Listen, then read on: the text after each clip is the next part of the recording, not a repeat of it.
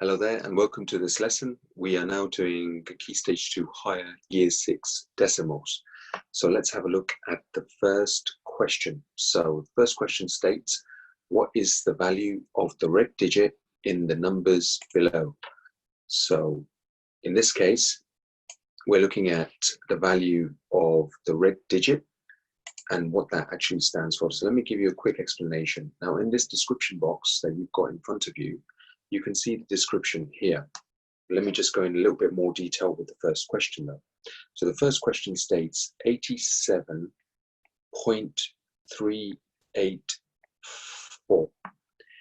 Now, the number that we're looking at is the 3, which comes in just after the decimal. So we know that the 8 stands for tens because 8 stands for 80. And 7 stands for units or ones because it's just a single number by itself, 7. Now after the decimals, the numbers work slightly differently. So let's give you an example. So the 3 straight after the decimal will be what we call tenths.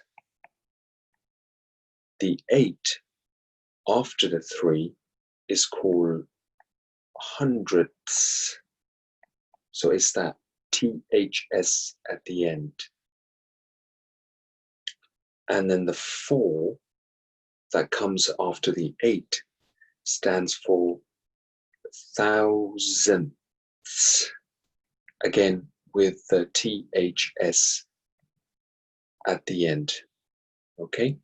So this particular question that we have here, what does the 3 actually stand for?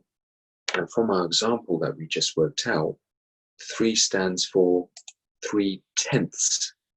So we'll just click 3/10 in this case, okay? And do exactly the same thing for the rest of the questions. And good luck with this. Thank you.